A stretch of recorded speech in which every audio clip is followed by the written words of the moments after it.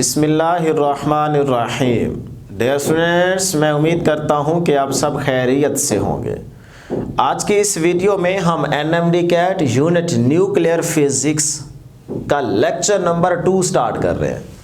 याद रहे lecture number 1 में हमने न्यूक्लियस को स्टडी किया था, आइसोटोप्स, आइसोबार्स, आइसोबार बनते कैसे हैं, आइसोटॉन्स को डिस्कस किया था। फिर लास्ट में डियर स्टूडेंट्स हमने बड़ी डिटेल में डिस्कस किया था रेडियो एक्टिविटी को। तो आज के इस लेक्चर नंबर 2 में जो हमारा टॉपिक है वो है हाफ लाइफ। याद रहे जब भी एनएमडी कैट के पॉइंट ऑफ व्यू से इस यूनिट 21 में से एमसीक्यूज बनते हैं तो ज़्यादातर एमसीक्यूज इसी टॉपिक से बनते हैं। अब ऐसा नहीं है कि अगर इस टॉपिक से एमसीक्यूज आते हैं तो इसका मतलब ये टॉपिक बहुत मुश्किल होगा। नहीं डियर स्टूडेंट्स, इस टॉपिक में हमने कुछ बेसिक्स फार्मूलाए डिस्कस करने हैं प्लस 2-3 शॉर्टकट्स फार्मूले देखने हैं। तो इंशाल्लाह जो भी एमसीक्यू इस टॉपिक से रिलेटेड आएगा उसको आप इजीली सॉल्व कर सकेंगे। वही फार्मूला हमने डिस्कस करना है जो आपने क्लास 10th में भी पढ़ा था। आपने क्लास 10th में, आपको याद होगा, 2 फार्मूले आपने पढ़े थे हाफ लाइफ के और एक आपने ग्राफ को डिस्कस किया था। फिर आप जब बोर्ड के पॉइंट ऑफ व्यू से इस यूनिट 21 की तैयारी कर रहे थे तब आपने हाफ लाइफ के टॉपिक में फिर 3 फार्मूले आपने डिस्कस किए और एक आपने वही ग्राफ डिस्कस किया जो आपने क्लास 10th में किया था। तो आज के इस एनएमडी कैट के लेक्चर में भी आप इसी टॉपिक में यही कुछ करेंगे कि कुछ बेसिक्स फार्मूलाए डिस्कस करेंगे और एक ग्राफ को डिस्कस करेंगे। बस मसला ये है कि आपको थोड़ा सा ना डर इसीलिए लग जाता है या आप परेशान इसीलिए हो जाते हैं क्योंकि आपको ना बुक से वो चीज़ या टॉपिक की तरतीब नहीं मिल रही होती कि कौन सी चीज़ें करनी है, कौन सी नहीं करनी, कहाँ से स्टार्ट करना है, क्या इंपॉर्टेंट है, क्या इंपॉर्टेंट नहीं है, जिसकी वजह से आप थोड़ा सा घबरा जाते हैं। लेकिन डियर स्टूडेंट्स, आप अगर गौर करें तो हमारे लेक्चर में क्या मिलती है आपको? तरतीब। यही तो मेन चीज़ होती है कि जब हम आपको एक तरतीब से चीज़ बना के देते हैं ना कि भाई यही कुछ आपने करना है और इसी तरतीब से ही चलना है और यही कुछ फार्मूला है या ग्राफ जो कुछ भी है यही कुछ है, इसको आपने तैयार करना है, फिर थोड़ा सा आपका कॉन्फिडेंस बढ़ जाता है, चीज़ आपको आसान लगने लगती है क्योंकि पता चल जाता है ना कि अच्छा यहाँ से यूँ चलना है, ये तरतीब है और यही कुछ करना है। तो हमारे लेक्चर में आपको यही चीज़ मिलती है। ठीक है, तो डियर स्टूडेंट्स फिर स्टार्ट करते हैं। इंपॉर्टेंट चीज़ें ही डिस्कस करेंगे, टॉपिक को मुश्किल नहीं बनाएंगे हम। पहले देखते हैं जी हाफ लाइफ डिफाइन करते हैं, जो कि आप क्लास 12th में भी डेफिनेशन पढ़ के आए हैं। क्या थी? तो हम आपको बताते हैं कि हाफ लाइफ को सिर्फ आपने इतना याद रखना है कि वो टाइम बेसिकली या पीरियड एक रेडियो एक्टिव एलिमेंट का जिसमें वो एलिमेंट अपने प्रेजेंट मौजूदा एटम्स में से half number of atoms decay कर दे, डिसइंटीग्रेट कर दे, उस टाइम को डियर स्टूडेंट्स आप क्या बोलते हैं? हाफ लाइफ बोलते हैं। फिर से रिपीट कर देता हूं मैं कि एक एलिमेंट जिस टाइम में अपने मौजूदा प्रेजेंट नंबर ऑफ एटम्स में से half number of atoms decay कर दे, इसको क्या बोलते हैं? हाफ लाइफ बोलते हैं। तो इसी को हम यहाँ पे आसान से आसान करके लिख देते हैं ताकि आपको डेफिनेशन याद रहे कि मैं क्या कह रहा था dear students. Is that time या पीरियड, इज दैट टाइम या डियर स्टूडेंट्स आप इसको क्या कह सकते हैं? पीरियड जिसमें क्या हो जाए? Half of the number of atoms क्या कर जाए डियर स्टूडेंट्स? डिके कर जाए, लेकिन जो एलिमेंट के प्रेजेंट थे उसमें से। तो मैं यहां पे लिख देता हूं हाफ ऑफ द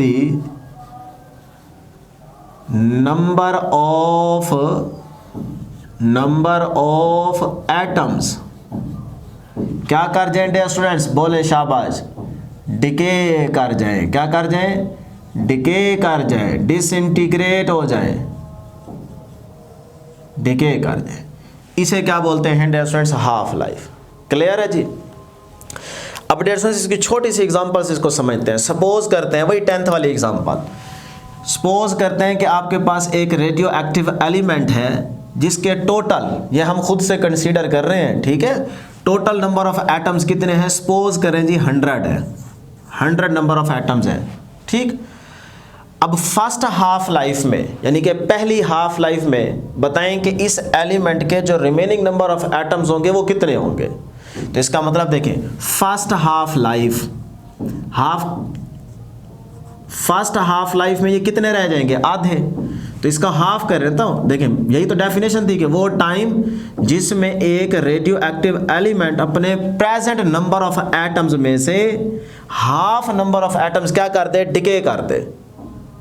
तो पीछे क्या रह जाएंगे, इसका मतलब 50 रह जाएंगे। ठीक, तो फर्स्ट हाफ लाइफ में क्या रहेंगे, पीछे 50 रह जाएंगे।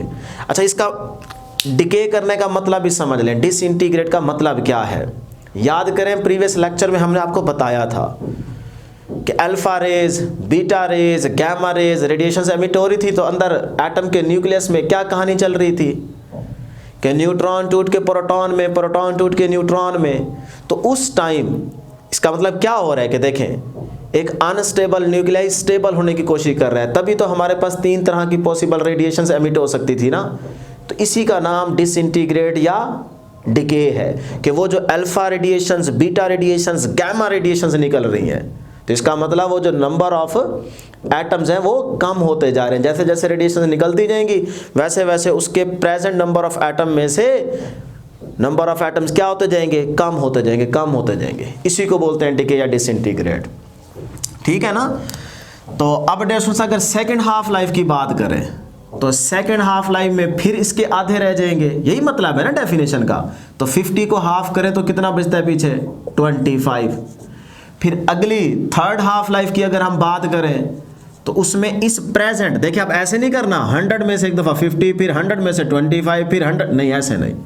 देखिए प्रेजेंट में से, मैं बार बार बोल रहा हूं कि मौजूदा नंबर ऑफ एटम्स में से हाफ नंबर ऑफ एटम्स क्या कर दे, डिके कर दे एलिमेंट।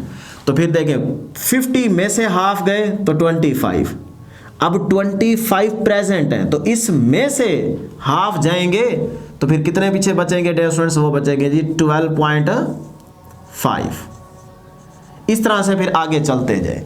ये है डियर स्टूडेंट्स हाफ लाइफ का मतलब। अब मुझे उम्मीद है कि आपको चीज़ तैयार होगी या समझ आ गई होगी। अब बड़ा इंपॉर्टेंट पॉइंट देखते हैं, डिपेंडेंस, के हाफ लाइफ किस चीज़ पे डिपेंड करती है। तो मैंने आपको प्रीवियस लेक्चर में बताया था रेडियो एक्टिविटी को जब आप डिस्कस कर रहे थे कि वो किसी फिजिकल कंडीशन पे डिपेंड नहीं करती। आप प्रेशर चेंज कर दें, टेम्परेचर चेंज कर दें, डेंसिटी बढ़ा दें, चेंज कर दें, उस पर फ़र्क नहीं पड़ता। तो रेडियो एक्टिविटी बेसिकली क्या कर रही थी, सिर्फ और सिर्फ रेडियो आइसोटोप पे डिपेंड कर रही थी, यानी कि नेचर पे डिपेंड कर रही थी कि एलिमेंट की नेचर क्या है। बात समझ रहे हैं ना। तो मैंने वहीं पे आपको बताया था कि हाफ लाइफ भी सिर्फ और सिर्फ डिपेंड करती है nature of the radio isotope पे।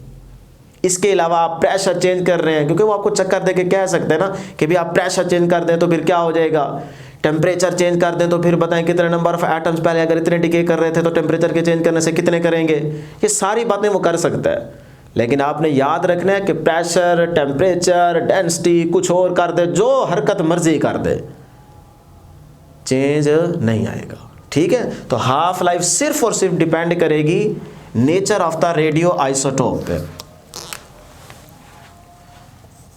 नेचर बड़ा इंपॉर्टेंट पॉइंट है, नेचर ऑफ रेडियो आइसोटोप्स। देखिए ना, हम बड़े आराम से चल रहे हैं ताकि आपको एक एक पॉइंट क्लियर होता जाए। ठीक है, थोड़ा टाइम लगेगा लेकिन चीज़ें आपको अच्छे तरीके से तैयार हो जाएंगी। और डियर स्टूडेंट्स ये भी याद रखिएगा, चलें वो फिर आगे बता देते हैं आपको, आगे आ जाएगा।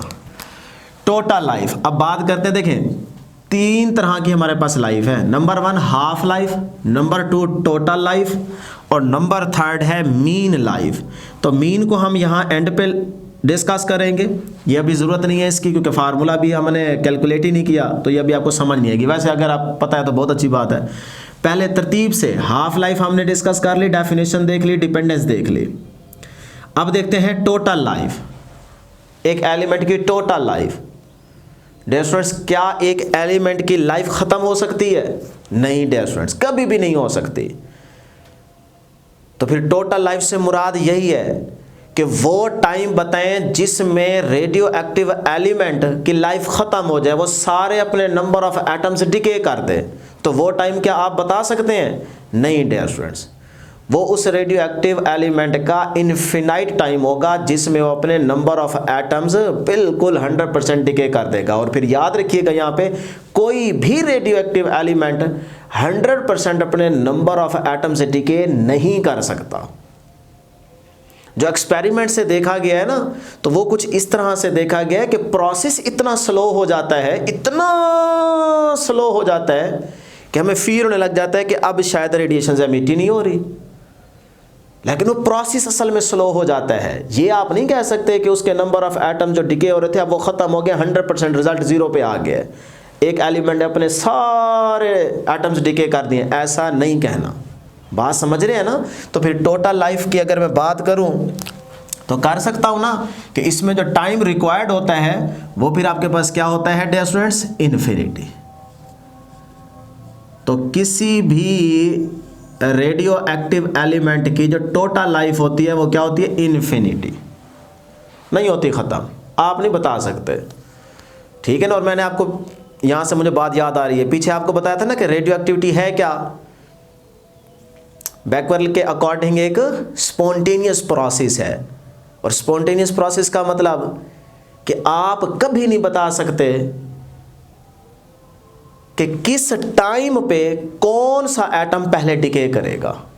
तो इसका मतलब यहां पे जो डिके प्रोसेस चल रहा है वो कैसा है? रैंडमली, कोई तरतीब नहीं है कौन सा एटम पहले डिके कर रहा है कौन सा बाद में कर रहा है, कोई तरतीब नहीं है। तो ये रैंडमली का वर्ड आपकी बुक में इस हाफ लाइफ के टॉपिक में लिखा हुआ है, इसको आपने देखना है। वैसे तो मैं यहाँ पे भी बताऊंगा आपको जब ग्राफ डिस्कस करेंगे, लेकिन यहाँ पे भी ज़रूरी था तो बात मैच कर रही थी, इसीलिए आपने ये वाला पॉइंट भी नोट कर लेना है, ठीक है ना?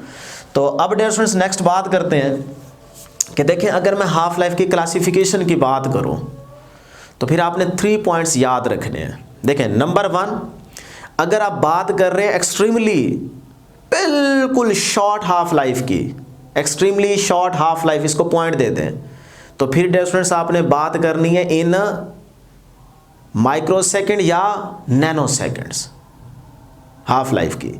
और अगर आप बात कर रहे हैं मॉडरेट की, मॉडरेट हाफ लाइफ की, एवरेज हाफ लाइफ की, तो फिर याद रखिएगा ये होगी इन मिनट्स।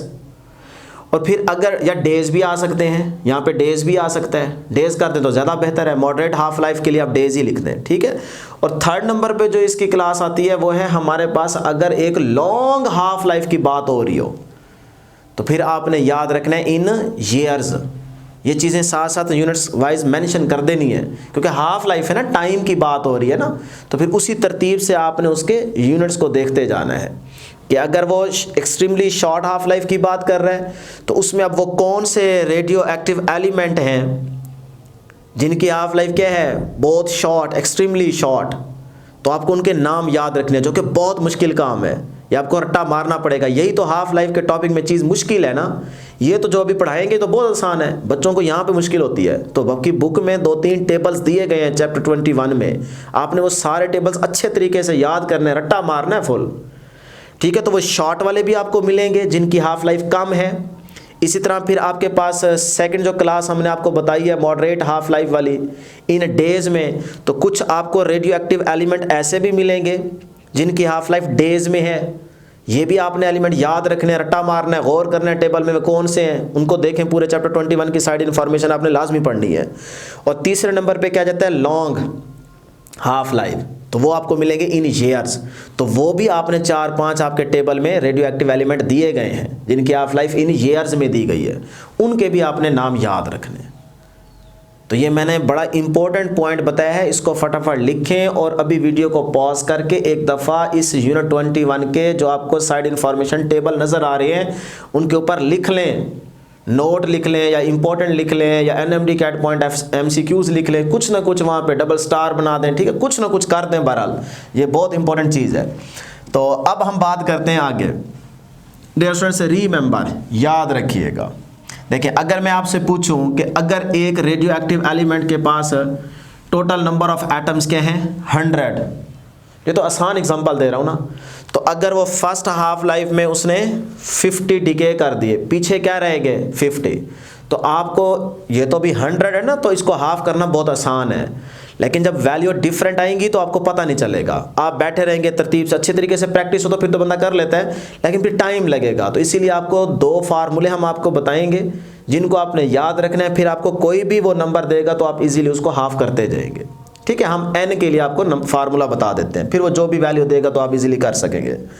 तो वही फिर हम यहाँ पे 2 नंबर्स डिस्कस करते हैं। लेकिन मैं कहना क्या चाह रहा था कि देखिए 2 फार्मूले हमने कौन से डिस्कस करने हैं। नंबर 1 कि अगर एक रेडियो एक्टिव एलिमेंट कुछ नंबर ऑफ एटम्स अगर डिके कर दे तो पीछे उसके पास कितने रह जाएंगे। रिमेनिंग नंबर ऑफ एटम्स को अगर कैलकुलेट करना हो तो आपको फार्मूला आना चाहिए। तो पहले ये देखें, नंबर ऑफ एटम्स रिमेनिंग, यानी कि एक रेडियो एक्टिव एलिमेंट अगर कुछ नंबर ऑफ एटम्स डिके कर दे, पीछे उसके पास कितने रह जाते हैं, तो इसको कैलकुलेट करना हो तो आपको फिर फार्मूला पता होना चाहिए। मैं n के लिए फार्मूला बता रहा हूँ। ठीक है, तो रेफरेंस फार्मूला है आपके पास shortcut n not divided by 2 की पावर n।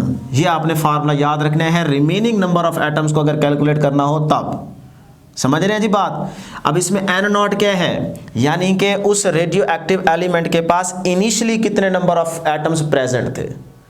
अब वो इसकी वैल्यू देंगे एमसीक्यूज में, लेकिन अगर वैल्यू ना दी हुई हो तो फिर याद रख लें इनिशियली एलिमेंट के जो नंबर ऑफ एटम्स होंगे n नॉट, उसकी वैल्यू आपने हमेशा 1 लेनी है और परसेंटेज में 100 लेनी है। ठीक है, मैं फिर से यहाँ पे लिख देता हूँ कि अगर वैल्यू ना दे तो फिर इनिशियली नंबर ऑफ एटम्स जो एलिमेंट में प्रेजेंट होंगे n नॉट की जगह आपने 1 लेना है हमेशा, या फिर परसेंटेज में आप कह सकते हैं 100%। इस पॉइंट को याद रखिएगा क्योंकि एंड पे हम यहाँ पे एमसीक्यू करेंगे तो फिर यूज होगा ये वाला फार्मूला कि 1 लेना है कि नहीं लेना। अब आते हैं जी नंबर 2 पे, नंबर ऑफ एटम्स डिके। देखें कितने रह गए उसका फार्मूला मिल गया। अब कितने डिके कर गए हैं, एक रेडियो एक्टिव एलिमेंट से कितने नंबर ऑफ एटम्स डिके कर गए हैं, डिके हो चुके हैं, डिसइंटीग्रेट हो चुके हैं, उनका अगर पता लगाना हो तो फिर भी एक फार्मूला आपके पास होना चाहिए, और वो फिर शॉर्टकट यहाँ पे हम आपको बता रहे हैं, इसको याद रखें। देखें वो जो हमारे पास इनिशियल थे ना, उसमें से इसको क्या कर दें, माइनस कर दें, तो ये फार्मूला बन जाएगा जी n not minus n not divided by 2 की पावर n। लो जी ये फार्मूला बन जाएगा। अब जिस हाफ लाइफ की वो आपसे बात पूछे आप उसी n की जगह वैल्यू पुट कर देंगे और उसमें से माइनस करके आपको पता चल जाएगा। और अगर वो initially present number of atoms ना दे, फिर आप इस n नॉट की जगह 1 1 लिख के और जिस हाफ लाइफ की बात करें इस n की जगह वही नंबर लिख देना, आपके पास आंसर आ जाएगा। तो अब ये फार्मूले हो गए ना तैयार। अब कैसे इसकी प्रैक्टिस करनी है उसके लिए टेबल हमने यहाँ पे बनाया है। एक नज़र आप टेबल देखेंगे, आपको इंशाल्लाह इन 2 फार्मूले के तहत या अकॉर्डिंग जो भी एमसीक्यू आएगा आप उसको इजीली सॉल्व कर सकेंगे, गारंटी है। तो देखते हैं जी, फिर आगे चलेंगे। सबसे पहले यहाँ पे देखें नंबर ऑफ हाफ लाइफ्स दी गई हैं, 0 से स्टार्ट करना है, फिर 1 2 3 4 5 ऐसे फिर चलते जाएं, लेकिन कम से कम इतनी 5 तक आपने लाजमी याद रखनी है। यहाँ से इंशाल्लाह एमसीक्यूज आ जाएगा, 5 तक ही आता है तकरीबन। फिर सैंपल की बात कर रहे हैं, रिमेनिंग और डिके। इसी तरह इन फ्रैक्शन पूछ सकता है, रिमेनिंग पूछे तब भी आपके पास फार्मूला मौजूद है, डिके पूछे तब भी आपके पास फार्मूला मौजूद है, जिस मर्जी हाफ लाइफ की बात करें। उसके बाद इन परसेंटेज अगर पूछ रहा हो तो इन परसेंटेज यही फार्मूला होगा इस रिमेनिंग में, लेकिन साथ में क्या हो जाएगा 100 से मल्टीप्लाई, 100 से मल्टीप्लाई। अगर इसमें परसेंटेज पूछे तो यहाँ पे भी मल्टीप्लाई 100 कर दें, तो कोई नई चीज़ नहीं है। तो इसका मतलब चाहे परसेंटेज में पूछे चाहे फ्रैक्शन में पूछे, आपके पास दोनों फार्मूले सेम है, सिर्फ परसेंटेज के लिए आपने दोनों से अलग अलग 100 से मल्टीप्लाई कर देना। क्लियर। अब ज़रा यहाँ पे देख लें, 0 से स्टार्ट करते हैं जी। अगर कोई भी एक रेडियो एक्टिव एलिमेंट है, जब उसकी हाफ लाइफ क्या होगी 0, तो सैंपल में बताएं कि हमारे पास उस रेडियो एक्टिव एलिमेंट के रिमेनिंग नंबर ऑफ एटम्स क्या होंगे। जब हाफ लाइफ क्या है 0, तो रिमेनिंग जितने उसके पास थे टोटल उतने ही रहेंगे, और डिके करेगा ही नहीं क्योंकि हाफ लाइफ की वैल्यू क्या है 0। सही है ना। तो इसका मतलब रिमेनिंग रहेंगे n नॉट, और n नॉट का मतलब क्या है, इनिशियली जितने उस एलिमेंट के पास नंबर ऑफ एटम्स प्रेजेंट है, मौजूद हैं, तो सारे n नॉट है, तो वो n नॉट ही रहेंगे। डिके हुए नहीं, जीरो हाफ लाइफ पे डिके कुछ भी नहीं हुआ, तो आंसर क्या आ गया? जीरो। अब देखिए ना, आसान हो रहा है ना। अब इंशाल्लाह 2 तक करेंगे आपको समझ आ जाएगी। इन फ्रैक्शन, यहीं पे स्टूडेंट्स को मसला बनता है। इन फ्रैक्शन, अब इन फ्रैक्शन में देखते हैं number of atoms remaining zero half life पे। भाई जीरो हाफ लाइफ पे रिमेनिंग नंबर ऑफ एटम्स क्या होंगे? जितने थे उतनी है पीछे, एन नॉट। और एन नॉट को देखो क्या ले लिया मैंने? 1। तो अभी बताया तो है आपने उसको 1 लेना है, क्योंकि हमें पता ही नहीं है। जब पता नहीं है तो फिर 1 ही लेना है ना। तो ये देखें 1 ले लिया। डिके अभी कुछ भी नहीं किया। अब आ जाए इन परसेंटेज, ज़रा गौर करना है। रिमेनिंग कितने रह गए परसेंटेज में बताएं? तो 1 को 100 से मल्टीप्लाई कर दें। ये देखें, ये लिखा है मैंने, या 1 या फिर 100। तो इसका मतलब 100% जितने थे उसके पास उतने ही रहेंगे, क्योंकि जीरो हाफ लाइफ की बात कर रहे हैं आप। तो रिमेनिंग 100% रहेंगे। डिके हुए नहीं, तो परसेंटेज में भी डिके जीरो आ जाएगा। देखें कितना आसान था। अब इसी तरह आपने फर्स्ट हाफ लाइफ की बात करनी है। फर्स्ट 1 हाफ लाइफ, ये हाफ लाइफ का सिंबल है टी और बेस में 1/2, तो ये हाफ लाइफ का सिंबल है। यहाँ पे अगर लिखना चाहें तो लिख भी दें। चलें जी, फर्स्ट हाफ लाइफ में देखते हैं।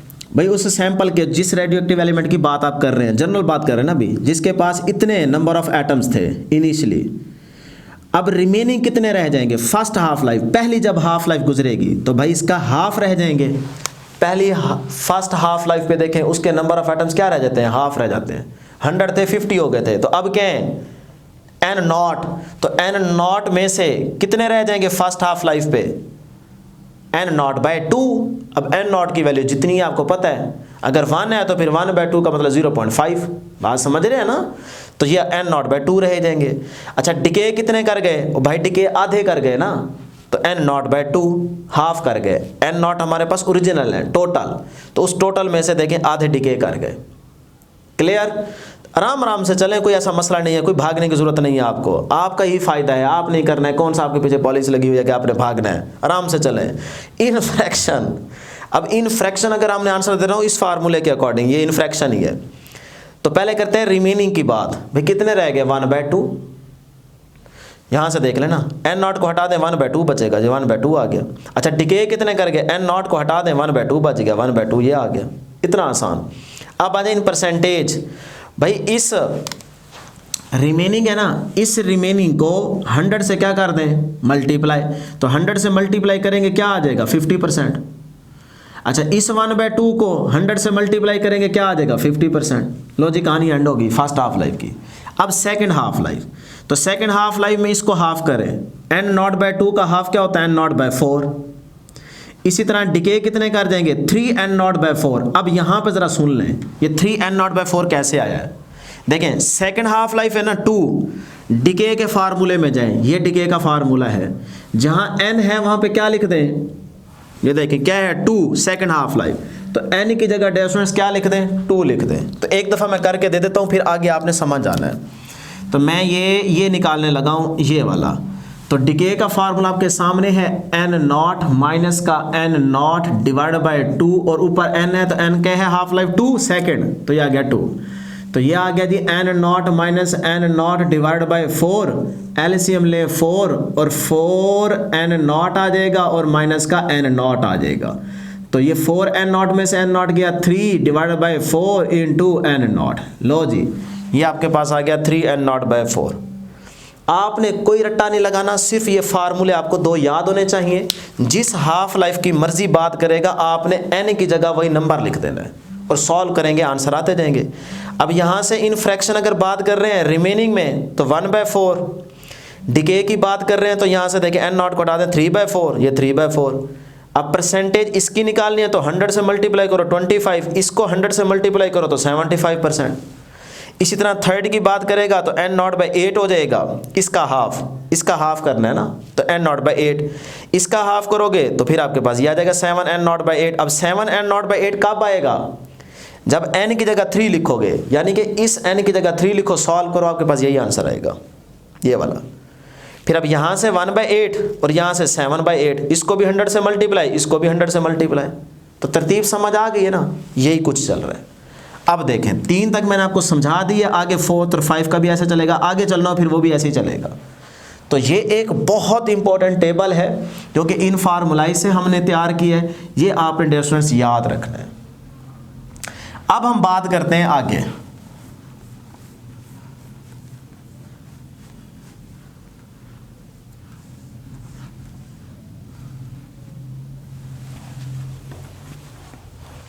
तो अब डियर स्टूडेंट्स हमारे पास यहाँ पे इसी से रिलेटेड एक एमसीक्यू है, वो डिस्कस कर लेते हैं ताकि आपको समझ आ जाए कि भाई किस तरह से एमसीक्यू आ सकता है। अभी तो हम आसान आसान डिस्कस करेंगे, लेकिन जब हम एमसीक्यूज की सीरीज स्टार्ट करेंगे तो तब आपको अच्छे एमसीक्यूज बना के देंगे। अभी ड्यूरिंग लेक्चर सिर्फ इतना ही आप याद रखते जाए तो बहुत है। तो सपोज करते हैं डियर स्टूडेंट्स हमारे पास कोई भी एक मटीरियल या एलिमेंट है जिसका मैस इनिशियली क्या है, वो है जी 80 ग्राम। ठीक, अब यही 80 ग्राम वाला जो मटेरियल है, अब इसमें से नंबर ऑफ एटम्स डिके करते जा रहे हैं, करते जा रहे हैं, करते जा रहे हैं, करते जा रहे हैं। एक टाइम आया कि यही मैस रह गया 8 ग्राम। 80 से क्या रह गया, 8 ग्राम। तो अब आपसे पूछा जा सकता है कि बताएं कि जब 8 ग्राम मैस रहा होगा तब कितनी नंबर ऑफ हाफ लाइफ जो है वो गुजर चुकी होगी, या किस नंबर ऑफ हाफ लाइफ पे ये वाला मैस इतना बचा होगा, क्योंकि नंबर ऑफ एटम्स डिके करते जा रहे हैं ना, कम होते जा रहे हैं। तो मैस क्या होता जा रहा है, कम होता जा रहा है। तो फिर आपसे हाफ लाइफ पूछी जा सकती है। तो फिर आप यहाँ पे फाइंड आउट करें, यही तरतीब चलाएं और आप इजीली बता सकते हैं। फिर इसका शॉर्टकट भी है, लेकिन आप फिलहाल ये प्रैक्टिस करें, फिर उसके बाद आगे चल के आपको फार्मूले भी बताते हैं। तो देखिए जब इनिशियली 100 थे तो फर्स्ट हाफ लाइफ के गुजरने के बाद कितने रह गए थे, 50। तो यहाँ पे देखिए हमारे पास इनिशियली कितने, 80। तो ये देखें जनाब, ये आपके पास इनिशियली क्या है, 80। ठीक, अब यहाँ पे 0 हाफ लाइफ है। उसके बाद जब फर्स्ट हाफ लाइफ गुजरेगी, फर्स्ट हाफ लाइफ जब गुजरेगी तो number of atoms half decay कर जाएंगे। तो 80 से आपके पास पीछे क्या रह गया, मैस 40। कोई है मुश्किल काम नहीं, आपने तो प्रैक्टिस करनी ना। हम आराम आराम से यहाँ पे आपको समझा रहे हैं, आपने जल्दी से इसको करना है, ठीक है ना। तो अब सेकेंड हाफ लाइफ जब गुजरेगी तब 40 का हाफ 20, सही है ना। तो उसके बाद जब थर्ड हाफ लाइफ गुजरेगी तो फिर 20 का हाफ 10। अब बच्चे यहां गलती करते हैं, तो हाफ लाइफ कितनी आ गई, 3। क्यों, क्योंकि उनको लगता है 8 10 के नियर आ रहा है ना, तो बस बात खत्म हो गई। नहीं डियर स्टूडेंट्स, आपने क्रॉस करना है, ये चीज इंपॉर्टेंट है, याद रखिएगा। 10 का हाफ करें तो 10 का हाफ आता है जी 5। तो ये कौन सी हाफ लाइफ बनती है, 4। तो देखें 10 के पीछे यहां पे है ना 8, तो इसका मतलब नंबर ऑफ लाइफ जो हाफ लाइफ बनती है वो कौन सी बनती है, 4। तो 4 हाफ लाइफ के ऊपर आपके पास जो 80 ग्राम का मटेरियल था उसका मैस रह जाएगा 8 ग्राम तकरीबन, ठीक है ना। तो फिर आप कौन सी ऑप्शन सेलेक्ट करेंगे, 4 वाली ऑप्शन सेलेक्ट करेंगे। तो हाफ लाइफ कितनी है यहाँ पे, वो है जी आपके पास 4। तो इस तरह से डिस्टेंस आसान से आसान एमसीक्यू आपसे पूछा जा सकता है, तो आपको आना चाहिए। नेक्स्ट हम बात करते हैं ग्राफ की, जो कि आप क्लास 10th में भी पढ़ के आए हैं और क्लास 12th में भी। वही ग्राफ है जो 10th में था, इसी तरह का ही था, यही 16 नंबर ऑफ एटम्स शो किए गए थे, और सेकेंड ईयर में भी यही है, ठीक है ना। तो देखें अलॉन्ग एक्स एक्सिस हमारे पास क्या है, हाफ लाइफ 1 2 3 इस तरह से बढ़ते जाएंगे, तो इसका मतलब टाइम की बात हो रही है along X axis. Along Y axis क्या है, नंबर ऑफ एटम्स। तो नंबर ऑफ एटम्स को हमने क्या किया है, एन से डिनोट किया हुआ है। इनिशियली जितने भी नंबर ऑफ एटम्स होंगे वो सारे के सारे क्या कहलाएंगे, एन नॉट। जितना भी उस एलिमेंट के नंबर ऑफ एटम्स हैं उनको हम इनिशियली क्या करते हैं, एन नॉट से रिप्रेजेंट करते हैं। अब डिस्टेंस होगा क्या, देखें सपोज करते हैं कि इनिशियली एक एलिमेंट के टोटल नंबर ऑफ एटम्स कितने हैं, 16। 4 + 4 8, 8 + 8 16। कितने हैं डिस्टेंस, 16। ठीक, अब जब फर्स्ट हाफ लाइफ गुजरेगी, फर्स्ट हाफ लाइफ ये है, तो ये देखें फर्स्ट हाफ लाइफ, पहली हाफ लाइफ जब गुजरेगी तो इसमें से कितने रह जाएंगे, हाफ। तो ये देखें फर्स्ट हाफ लाइफ गुजरी तो ये वाले नंबर ऑफ एटम्स 16 थे, अब कितने रह गए, 8। तो इसका मतलब यहां पे नंबर ऑफ एटम्स रह गए 8। तो फर्स्ट हाफ लाइफ पे नंबर ऑफ एटम्स कितने रह गए, ये रह गए डियर स्टूडेंट्स हाफ। तो हाफ बनेगा n नॉट डिवाइड बाय 2। कोई है मुश्किल काम नहीं, यहां से देखते जाए 8 बज गए, बाकी हाफ है। उसके बाद सेकंड हाफ लाइफ की जब आप बात करेंगे, अब इसके हाफ रह जाएंगे, तो ये देखिए यहाँ 8 थे, अब क्या रह गए, प्रेजेंट में से देखने हैं ना, तो 8 में से हाफ करें तो ये रह जाएंगे 4। तो अब देखें सेकेंड हाफ लाइफ पे नंबर ऑफ एटम्स यहाँ पे क्या रह जाएंगे, n0/2 का हाफ करें तो ये आता है डियर स्टूडेंट्स आपके पास n/n0/4। सही है। अब फिर थर्ड हाफ लाइफ जब गुजरेगी तो ये प्रेजेंट है, इनमें से हाफ रह जाएंगे, 4 में से 2 रह जाएंगे, तो इसका मतलब नंबर ऑफ एटम्स यहाँ पे क्या हो गए, हाफ। तो ये n0/4 का हाफ क्या होता है, n0/8। इस तरह से फिर इसका हाफ करेंगे, यहाँ पे आ जाएंगे, फिर उसका हाफ करेंगे, यहाँ पे आ जाएंगे, फिर उसका हाफ करेंगे, यहाँ पे आ जाएंगे। ये प्रोसेस फिर चलता रहेगा। याद रखिएगा 0 पे नहीं कहना कि आप 0 पे पहुंच गए हैं। तो अभी कर्व ड्रा करेंगे, उसमें भी आपने ख्याल करना है। देखिए आप थोड़ा गौर करें, नंबर ऑफ एटम्स डिके करते जा रहे हैं ना, तो इसका मतलब कम होते जा रहे हैं ना, तो फिर ग्राफ कैसा बनेगा, एक्सपोनेंशियल कर्व आएगी ना। ये ऐसे कर्व आएगी कि इधर से हाफ लाइफ के गुजरने के साथ साथ नंबर ऑफ एटम्स क्या होते जा रहे हैं, कम कम कम कम कम। तो ऑटोमेटिकली ये देखें जो सिचुएशन आपके सामने है, ग्राफ या कर्व ऐसे ही जाएगी। तो ये कैसे बनती है, एक्सपोनेंशियल। तो फिर मैं यहां पे ड्रॉ कर देता हूं, ऐसे ही पढ़ा था ना आपने।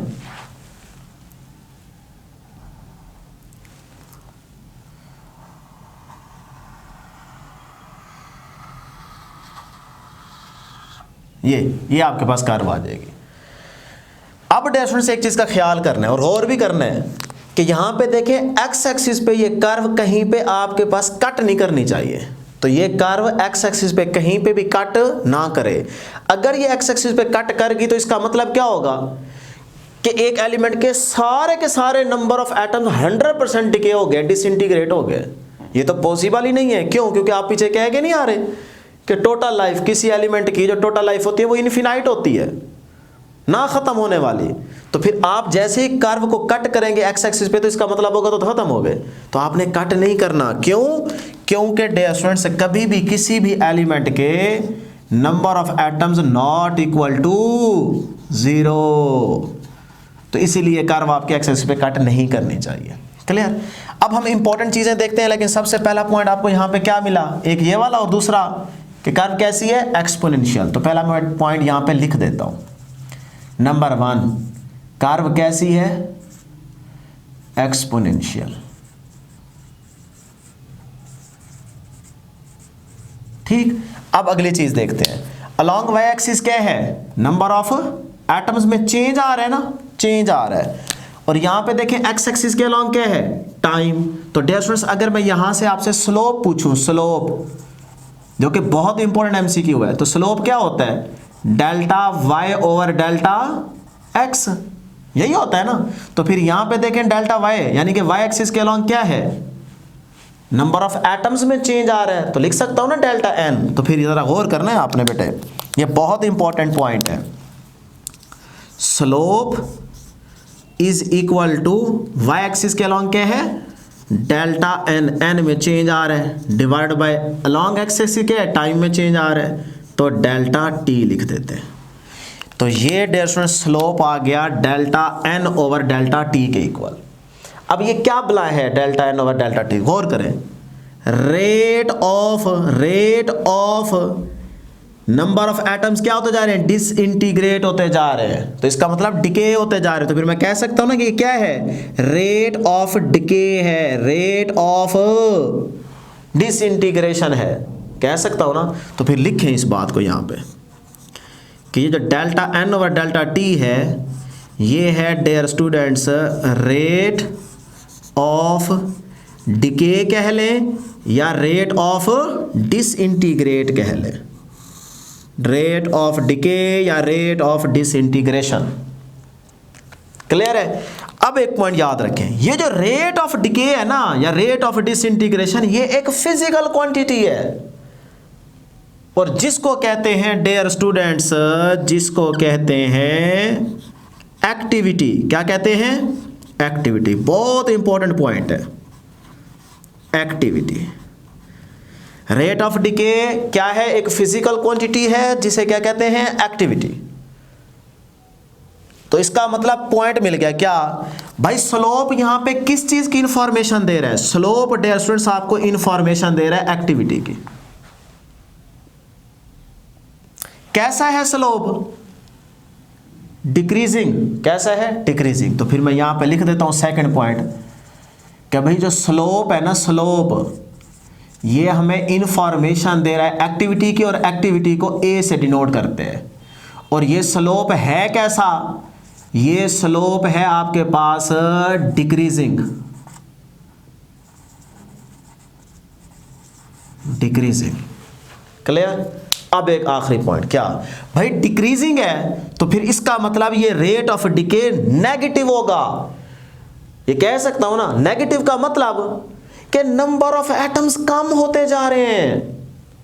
तो इसका मतलब अगर इस delta N over delta T के साथ मैं माइनस लगा दूं, नेगेटिव का साइन यूज कर दूं, तो इसका मतलब क्या होगा कि भाई नेगेटिव बता रहे हैं कि नंबर ऑफ एटम्स कम होते जा रहे हैं, डिके होते जा रहे हैं। तो फिर इसका मतलब एक्टिविटी क्या है? यही तो है, लेकिन किस में? नेगेटिव में। तो एक्टिविटी क्या हो रही है? डिक्रीज, क्योंकि स्लोप डिक्रीजिंग है ना, तो फिर एक्टिविटी भी क्या हो रही है? डिक्रीज। नोट करते जाएं। और एक्टिविटी कैसी है या स्लोप कैसा है? नेगेटिव। नेगेटिव तो एक्टिविटी क्या होगी? नेगेटिव। तो देख तो रहे हैं एक्टिविटी क्या होती जा रही है? डिक्रीज। और किस में? नेगेटिव में। तो फिर आपने यहां पे ये पॉइंट भी याद रखना है कि एक्टिविटी जो है वो क्या है? नेगेटिव है। वो क्या है डियर स्टूडेंट्स? नेगेटिव। और नेगेटिव का मतलब यही है कि नंबर ऑफ एटम्स कम होते जा रहे हैं।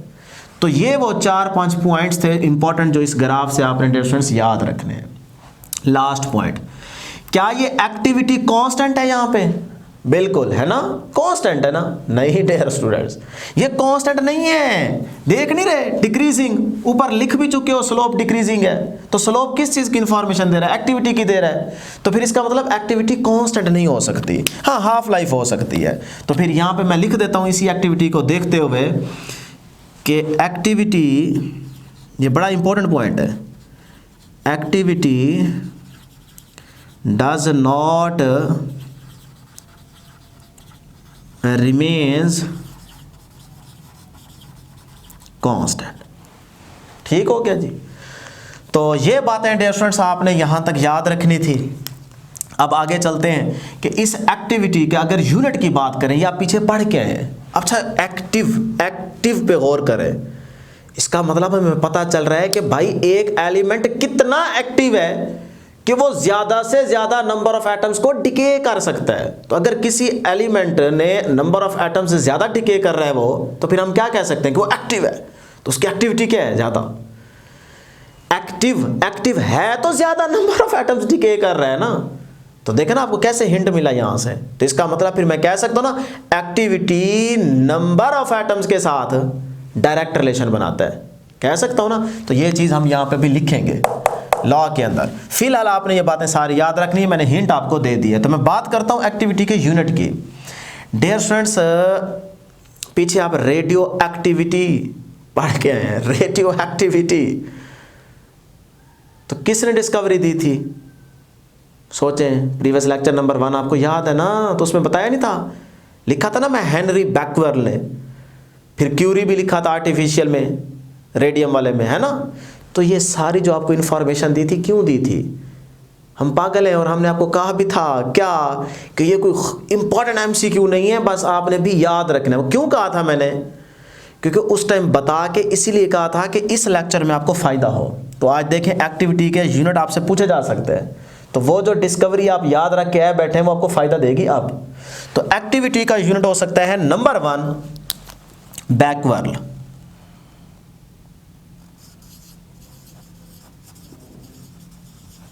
ये यूनिट होगा। एक्टिविटी का यूनिट क्या है? बैकवर्ल। और दूसरे नंबर पे ये डियर स्टूडेंट्स इसका यूनिट हो सकता है आपके पास क्यूरी।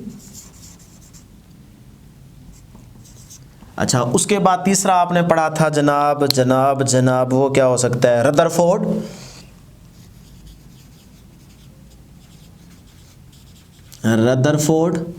अच्छा, उसके बाद आपने एक और यूनिट भी इसका याद रखना है और वो है काउंट्स पर मिनट।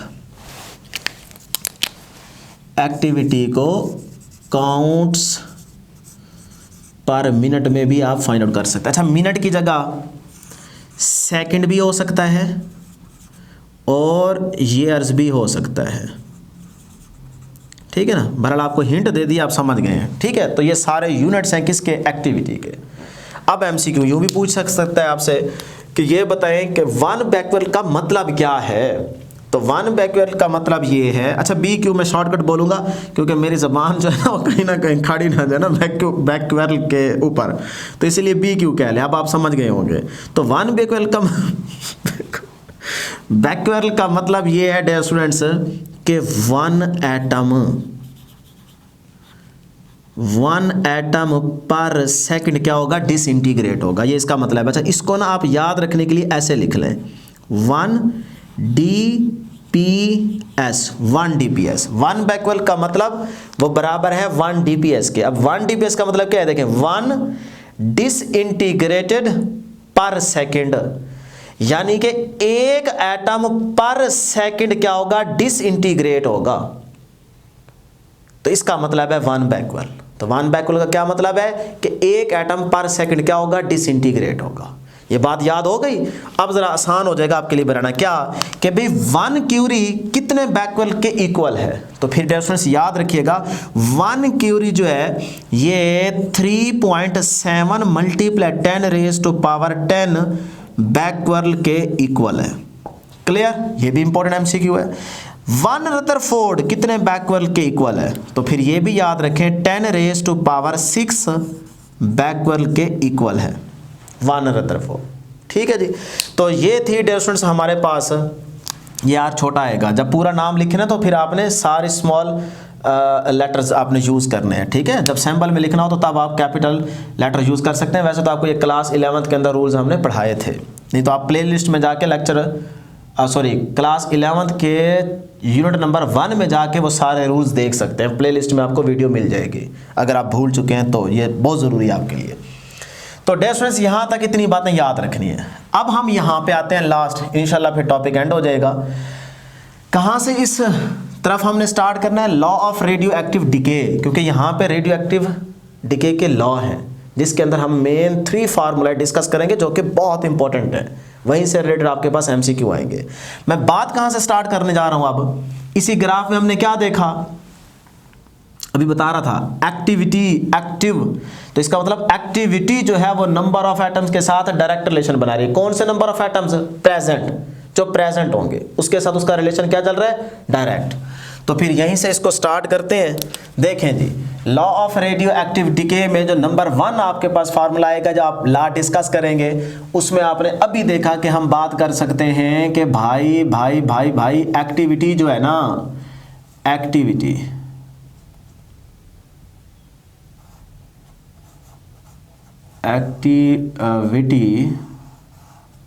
ये डायरेक्टली प्रोपोर्शनल है नंबर ऑफ एटम्स के। लेकिन कौन से, हिंट दे रहा हूं जी, प्रेजेंट, ये याद रखिएगा। अब इसी बात को हम मैथमेटिकली लिखते हैं। भाई एक्टिविटी क्या है, एक्टिविटी है delta N over delta T. तो delta N over delta T directly proportional to the number of atoms को हम शो कर देते हैं एन। तो एन कौन से नंबर ऑफ एटम्स हैं, प्रेजेंट, ठीक है, ये बात याद रखनी है। अब डियर स्टूडेंट्स इस डायरेक्टली प्रोपोर्शनल के साइन को हटाकर आप एक कांस्टेंट यूज कर सकते हैं। अब वो कांस्टेंट क्या है, जरा गौर करना है आपने, वो है जी delta N divide by delta T. वैसे इसको हटा के मैं कांस्टेंट यूज करूंगा जिसको कहेंगे लैम्डा, और ये एन वैसे का वैसे, और साथ में आपने यहाँ पे नेगेटिव साइन भी यूज करना है, ठीक है ना, क्योंकि आपके पास delta N over delta T क्या है, नेगेटिव में है ना, तो ये नेगेटिव का साइन भी आपने यूज करना है लाजमी। लो जी, ये जो लैम्डा आया है ना, ये है हमारे पास डिके कांस्टेंट। ये क्या है डियर स्टूडेंट्स, डिके कांस्टेंट। तो ये जो delta N over delta T है, इसको मैं अगर बार बार delta N over delta T की बजाय ऐसे लिख दूं तो कोई फर्क पड़ेगा?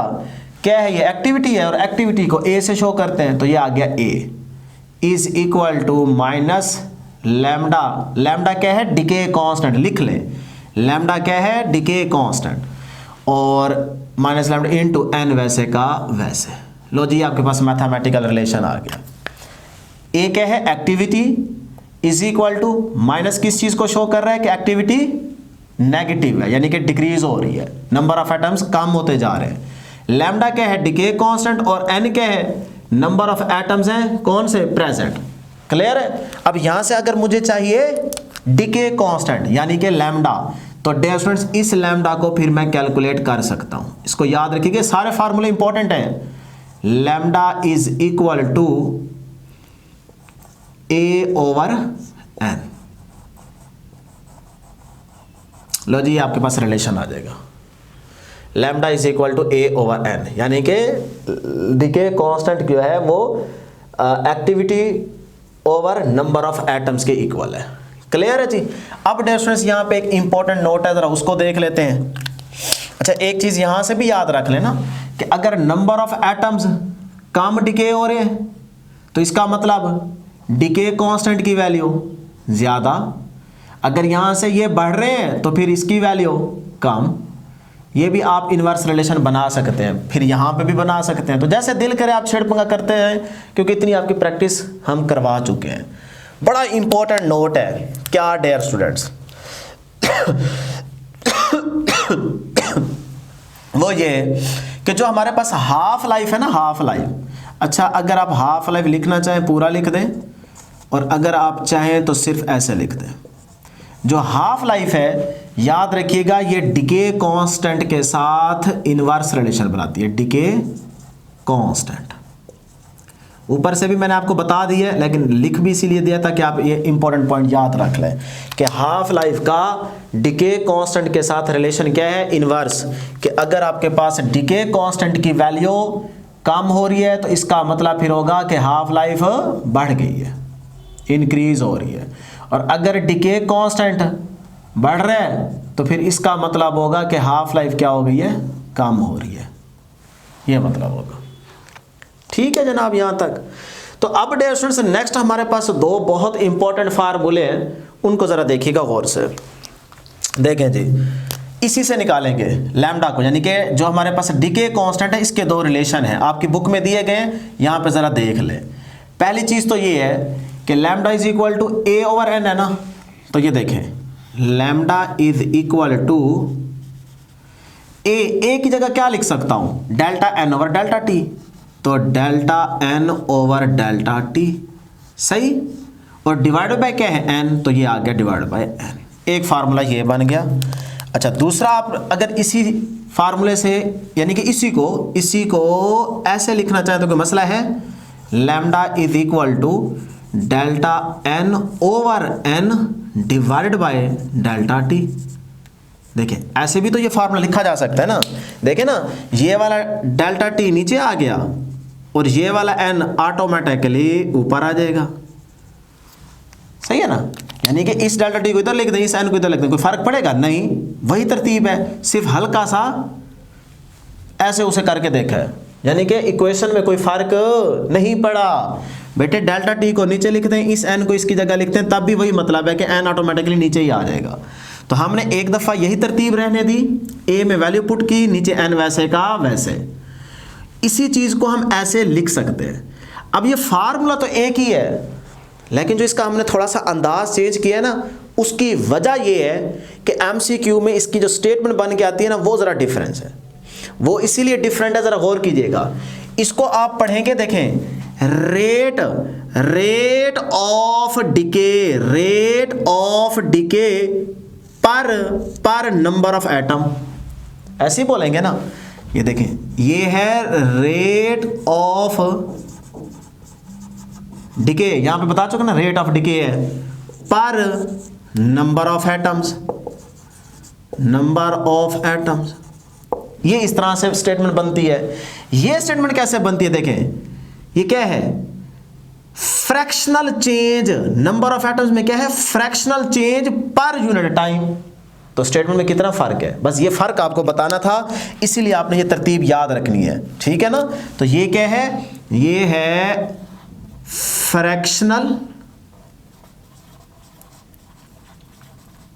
फ्रैक्शनल चेंज पर, बस पर ये आ गया ना डिवाइड का सिंबल, ठीक है ना, पर यूनिट टाइम। तो देखा फार्मूला एक ही है लेकिन हल्का सा चेंज करने से स्टेटमेंट कितनी चेंज हो गई है। तो बेटे फिर ये याद रखना है, ये रेट ऑफ डिके पर नंबर ऑफ एटम्स है और ये क्या है, फ्रैक्शनल चेंज है पर यूनिट टाइम का। दोनों ही लैम्डा कांस्टेंट या डिके कांस्टेंट के फार्मूले हैं। भाई डिके कांस्टेंट का यूनिट क्या होगा, लैम्डा का। देखें अब ये तीनों वैल्यूज क्या हैं, कांस्टेंट, लेकिन यहां पे देखें n का तो है ही ना, सेम है, रेशो आ जाएगी, तो पीछे बचता है t, तो t डिवीजन में है तो इसका मतलब फिर यूनिट क्या आएगा, पर सेकंड। तो ये आ जाएगा डिके कांस्टेंट का यूनिट। नंबर 2 पे टेस्ट जो फार्मूला है वो बहुत इंपॉर्टेंट है, उसको आपने याद रखना है। वो फार्मूला है, आप कुछ इस तरह से हेडिंग याद रख सकते हैं कि नंबर ऑफ एटम्स अगर आपने कैलकुलेट करने हो, number of atoms eight any instant, eight any instant, ये फार्मूला बहुत इंपॉर्टेंट है, ये सारे याद रखने हैं। तो फिर उसके लिए डिस्टेंस जो फार्मूला है वो है जी NT। देखिए नंबर ऑफ एटम्स आपने फाइंड आउट करने at any instant is equal to, ये आएगा जी e की power minus lambda into T, और आगे आ जाएगा आपके पास n नॉट। ठीक है, ये फार्मूला आपने याद रखना है। अब इसमें आपके पास कोई MCQ नहीं आएंगे, क्यों? क्योंकि देखिए ना e की पावर है कुछ ना कुछ, तो ये तो आपसे सॉल्व होगी कैलकुलेटर पे, ऐसे तो सॉल्व ही नहीं कर सकते आप। तो इस फार्मूले से रिलेटेड MCQ नहीं आते, बस आपको फार्मूला याद रखना है। और इस फार्मूले से एक और फार्मूला बनता है जो कि बहुत इंपॉर्टेंट है और उससे MCQ आते हैं। तो वहां तक पहुंचने के लिए आपको ये फार्मूला बताया जा रहा है। और ये भी हो सकता है कि वो number of atoms eight any instant की बात करके नीचे ऑप्शन देके ये वाला फार्मूला पूछ ले, तो आपको फिर फार्मूला याद रखना है। ठीक है ना डियर स्टूडेंट्स। अब इस फार्मूले से हम क्या करते हैं, फर्स्ट हाफ लाइफ की बात करते हैं। इस फार्मूले से देखिए, अगर मैं फर्स्ट हाफ लाइफ की बात करता हूं तो टी क्या हो जाएगा, ये वाला टी हो जाएगा फर्स्ट हाफ लाइफ पे टी 1, लिखे ना लिखे एक ही बात है ना, ये बन जाएगा टाइम। और इधर से जो हमारे पास पहले इनिशियली प्रेजेंट थे नंबर ऑफ एटम, तो फर्स्ट हाफ लाइफ के बाद ये वाले क्या बन जाएंगे, इसका ये वाले बन जाएंगे हाफ, n नॉट बाय 2 हो जाएगा। यही मतलब बनता है ना। तो फिर इसी चीज को यहाँ पे पुट करते हैं। देखें जी, nt की जगह क्या हो जाएगा, ये वाला हाफ फर्स्ट हाफ लाइफ पे, तो n naught by 2 is equal to, हाँ जी, e की power minus lambda into T की जगह क्या आ जाएगा, फर्स्ट हाफ लाइफ, और आगे n नॉट। क्लियर है स्टूडेंट्स, n नॉट से कैंसल, और यहाँ पे लिखते हैं जी 1/2 अपनी जगह पे इज इक्वल टू, अब देखें e की power minus lambda into half life. तो मैथ वाले बच्चे ये जानते हैं कि ये नेचुरल लॉग में रिप्लेस हो जाएगा, और माइनस में पावर है तो ये ऑटोमेटिकली डिवीजन में चली जाएगी। बायो वाले नहीं जानते तो रट्टा लगा ले, लेकिन मैथ वालों को ये चीज़ आती होगी। तो फिर ये देखें, माइनस में पावर है, ये इसके नीचे डिवीजन में, और e जो है ये रिप्लेस हो जाएगा नेचुरल लॉग के साथ। तो नेचुरल लॉग डिवाइड बाय ये आ जाएगा जी लैम्डा इंटू हाफ लाइफ। लो जी, ये चीज़ ऐसे बन जाएगी। अब डियर स्टूडेंट्स ज़रा गौर करना है आपने कि ये जो लैम्डा है, बल्कि लैम्डा को इधर रहने दें, हमें चाहिए हाफ लाइफ। तीसरा फार्मूला बनाना है, उसमें हमें हाफ लाइफ निकालनी है। हाफ लाइफ को ले इधर, और 2 डिवाइड हो रहा है, ये इधर जाके क्या हो जाएगा, मल्टीप्लाई। तो ये देखें कुछ इस तरह से रिलेशन ही बन जाएगा ये वाला, कि half life is equal to 2 इधर आ जाएगा, नेचुरल लॉग 2 डिवाइड बाय ये लैम्डा वैसे का वैसे, ये फार्मूला बन गया। तो ये है वो इंपॉर्टेंट रिलेशन जिससे MCQ आते हैं कि आपको लैम्डा की वैल्यू दे दी जाएगी, यानी कि डिके कांस्टेंट, और आपने हाफ लाइफ कैलकुलेट करनी होगी, जबकि नेचुरल लॉग 2 की वैल्यू आपके पास नहीं होगी, ये आपने याद रखनी है। तो आप नेचुरल लॉग 2 आप कैलकुलेटर पे पुट करें, नेचुरल लॉग की आपको नजर आएगी कैलकुलेटर पे, वो प्रेस करके आगे 2 मेंशन करें, आपके पास वैल्यू आती है डियर स्टूडेंट्स 0.693 डिवाइड बाय ये लैम्डा वैसे का वैसे। ये एक फार्मूला है जो कि बहुत इंपॉर्टेंट है, ये वैल्यू आप याद रख लें। अब वो आपको जब डिके कांस्टेंट की वैल्यू देगा लैम्डा की, और आपसे हाफ लाइफ पूछेगा, तो आप इसमें वैल्यू पुट करेंगे, आंसर आ जाएगा, सॉल्व कर लेंगे। ठीक है जी। तो ये थी डियर स्टूडेंट्स हमारे पास इस टॉपिक की डिस्कशन। अब हम लास्ट में मीन लाइफ का फार्मूला डिस्कस कर लेते हैं कि मीन लाइफ क्या है, क्योंकि तीसरी चीज़ हमारी ये रहती है। और फिर एक छोटा सा यहाँ पे एमसीक्यू डिस्कस करते हैं इंपॉर्टेंट, जो कि बहुत इंपॉर्टेंट है। देखें, सबसे पहले आपको पता है कि डिके कांस्टेंट आ चुका है कि नहीं आ चुका? आ चुका है। तो जब आपके पास डिके कांस्टेंट आ चुका है तो फिर मीन लाइफ को आप डिफाइन कर सकते हैं। मीन लाइफ का सिंबल क्या है? टी एवरेज लिख लें या इस तरह से टॉ लिख लें, ये मीन लाइफ का सिंबल है। और इसकी जो डेफिनेशन है वो सिर्फ आपने याद रखनी है, एमसीक्यू में पूछी जा सकती है। वो है reciprocal of the decay constant.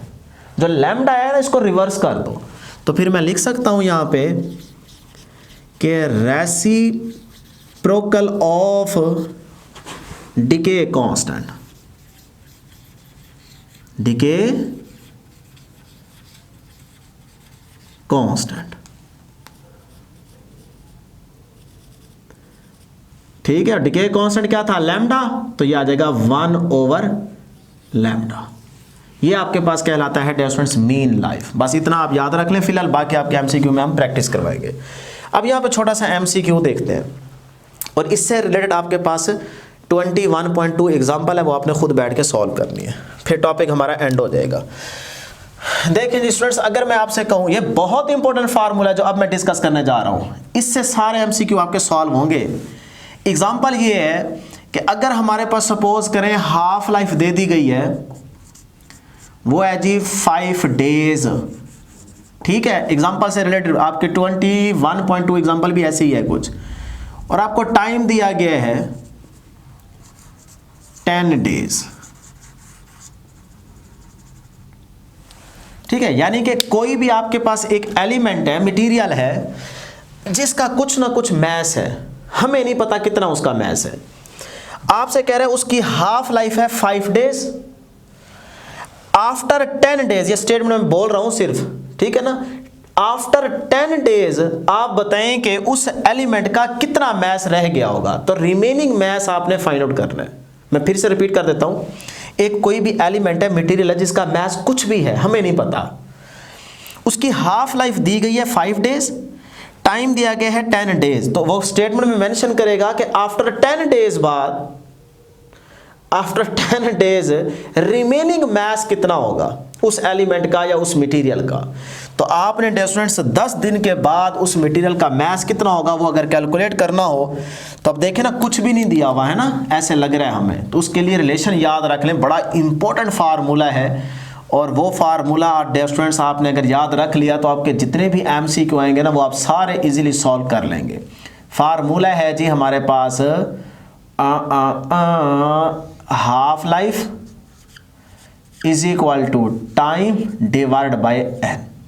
ये एक इंपॉर्टेंट फार्मूला है, अगर ये आपको याद है तो बेटे फिर हर तरह का एमसीक्यू आपसे हो जाएगा। अब यहाँ पे ज़रा देखते हैं भी, अगर हमने 10 दिन के बाद उस मटेरियल का मैस बताना है, तो पहले इसका मतलब आपको नंबर ऑफ हाफ लाइफ्स देखनी पड़ेगी कि वो कितनी है, कितनी हाफ लाइफ गुजर जाए तो उतना मैस बचेगा।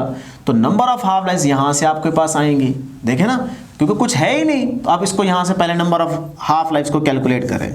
तो n is equal to T divide by half life. Half life के अलावा जो टाइम दिया होगा ना, वो आपका टी होगा, याद रखिएगा यहाँ पे। तो t कितना है 10 डिवाइड बाय हाफ लाइफ कितनी दी गई है 5, तो 5 टू द 10, तो आंसर आया 2। यानी कि हाफ लाइफ के जो नंबर हमारे पास आ रहे हैं वो क्या है 2। सेकेंड हाफ लाइफ जब गुजरेगी तो उस मटेरियल का 10 डेज के बाद जो मैस बचेगा वो हमें कैलकुलेट करना है। तो अब हम आसानी से कर सकते हैं, देखें जी किधर गया, 10 है ना, 10 जीरो हाफ लाइफ पे 10 भाई, फर्स्ट हाफ लाइफ पे 10 का हाफ कितना बचेगा 5, तो सेकंड हाफ लाइफ पे 5 का हाफ करो 2.5। हमसे क्या पूछ रहा था कि 10 डेज के बाद उस मटेरियल का मैस कितना बचेगा। तो इस कंडीशन पे हमने देखा हमारे पास नंबर ऑफ हाफ लाइफ कितनी आ रही है 2, तो हम समझ गए कि भी 2 हाफ लाइफ गुजरेंगी तो 10 दिन के बाद उसका जो मैच बचा होगा वो हम बता सकते हैं, कैलकुलेट कर सकते हैं। तो सेकंड हाफ लाइफ तक पहुंचे, 10 का हाफ किया 5 आया, फर्स्ट हाफ लाइफ गुजर गई, 5 का हाफ किया 2.5 आया, सेकंड हाफ लाइफ गुजर गई, n आ गया 2, तो सेकंड हाफ लाइफ पे मैच कितना बचा खड़ा है 2.5। तो आप 2.5 की ऑप्शन सेलेक्ट कर लेंगे। ये तो मैंने आसान बनाया है, वो थोड़ा सा इसकी वैल्यू ऐसी देगा कि आपको थोड़ा सा आगे चलना पड़ेगा, लेकिन तरतीब आपने बेटे यही याद रखनी है। लो जी, ये हमारे पास थी आज की डिस्कशन। उम्मीद करते हैं कि आपको ज़रूर समझ आई होगी।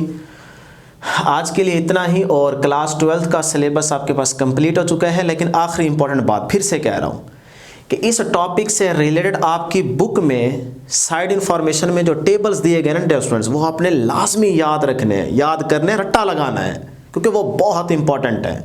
हर एलिमेंट के साथ उसके सामने हाफ लाइफ की वैल्यू दी गई है, ईयर्स में, सेकंड्स में, नैनो सेकंड्स में, डेज में। तो ये सारा टेबल आपने बेटे याद रखना है। यही मुश्किल होता है कि हमें चीज़ें भूल जाती है ना, क्योंकि वो टेबल इतना मुश्किल है, उसको याद कैसे करें। तो बहरहाल कोशिश करें कि 4-4, 5-5 वैल्यूज़ याद रखें टेबल में जो दी गई हैं। तो क्लास 12th का सिलेबस हमारा कंप्लीट हो चुका है। अब हम क्लास 11th के सिलेबस को स्टार्ट करेंगे, लेकिन उसके कुछ चैप्टर्स जो हैं वो आपको मिल जाएंगे प्लेलिस्ट में, जो बाकी रहते हैं उसको हम कंटिन्यू करेंगे। तो आज के लिए इतना ही, दुआओं में ज़रूर याद रखिएगा। अल्लाह हाफिज़।